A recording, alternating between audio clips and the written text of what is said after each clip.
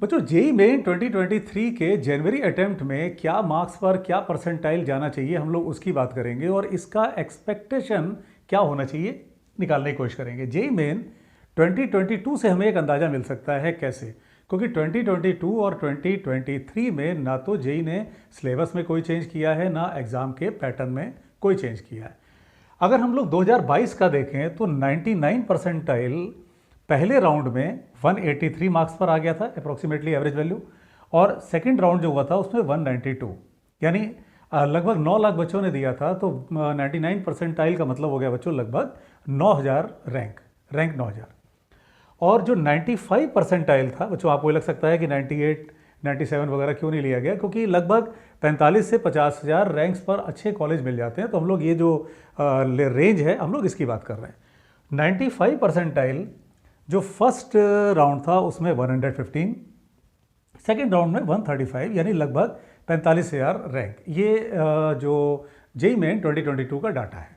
अब अगर बात करें बच्चों इसी के कोऑर्डिनेशन में 2023 में क्या होना चाहिए, एक चीज़ आप बड़ा क्लियर देख रहे होंगे कि जो फर्स्ट राउंड है उसमें मार्क्स कम पर वही परसेंटाइल आ गया है, 183, 192, 115, 135।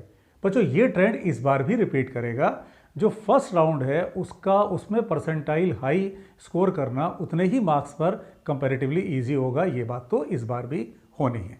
लेकिन इस बार ये नंबर जाने की टेंडेंसी एटलीस्ट जनवरी वाले अटेम्प्ट में तो कम लग रही है। रीज़न कि एग्ज़ाम जनवरी में होगा, ये बहुत लोग एक्सपेक्ट कर रहे थे कि पॉसिबल ही नहीं है, इसको तो आगे होना चाहिए, क्योंकि due to so many reasons ये एक्सपेक्टेशन था। लेकिन एनटीए ने अचानक अनाउंस किया कि नहीं भाई जनवरी में एग्ज़ाम लेंगे, तो बच्चों की तैयारी उतनी अच्छी उस पर नहीं है। जो 12th वाले बच्चे हैं उनका तो बोर्ड का एग्ज़ाम का भी उसी समय प्रेशर है। तो जो जनवरी वाला अटैम्प्ट है उसमें बच्चों जो एक्सपेक्टेड है 99 परसेंटाइल ये आ जानी चाहिए जनवरी वाले अटैम्प्ट में 165 ±5,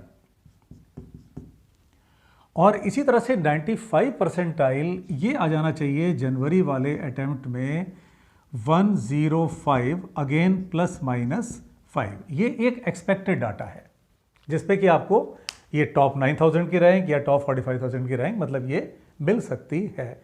ये एक्सपेक्टेड है, ऐसा होने की पूरी संभावना है।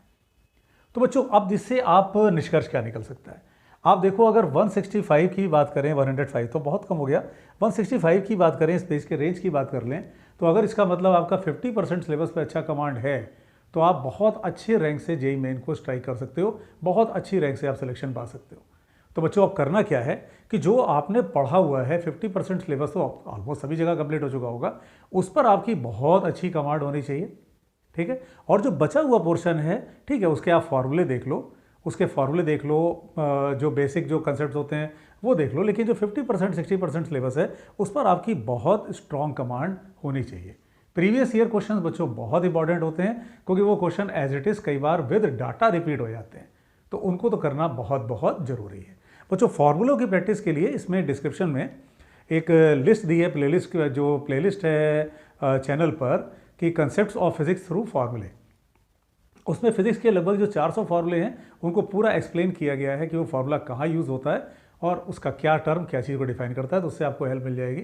वो प्लेलिस्ट में, वो जो प्लेलिस्ट का जो लिंक है वो इसमें है, ठीक है। तो बच्चों घबराने की, परेशान होने की कहीं कोई ज़रूरत नहीं है, अच्छे से पढ़ाई करो। बहुत हाई मेरिट जाती नहीं दिख रही है, इतना नंबर स्कोर करना कोई बहुत डिफ़िकल्ट टास्क नहीं है, आप बहुत अच्छे रैंक से स्कोर कर सकते हो। तो अब बजाय इधर उधर सोचने के कि ये कर लें वो कर लें, ऐसा हो जाएगा वैसा हो जाएगा, डेट्स डिक्लेयर हो चुकी हैं। अब अननेसेसरी हम इस उम्मीद में ना बैठें कि डेट्स पोस्टपोन्ड हो जाएंगी, अब उस पर फोकस करके अपनी पढ़ाई को कंसंट्रेट होकर के करें, ठीक है। तो बच्चों इस चैनल को सब्सक्राइब करके रखो, इस इन्फॉर्मेशन को अपने फ्रेंड्स को, स्टूडेंट्स को भी शेयर करो, ठीक है। और जो ऐप का लिंक दिया है बच्चों इस डिस्क्रिप्शन बॉक्स में, उसको डाउनलोड करो। उसमें कई तरह के कोर्सेज चल रहे हैं जो आपके तैयारी को अपलिफ्ट कर सकते हैं, ठीक है। तो चैनल को सब्सक्राइब करके रखो। Keep studying, God bless you.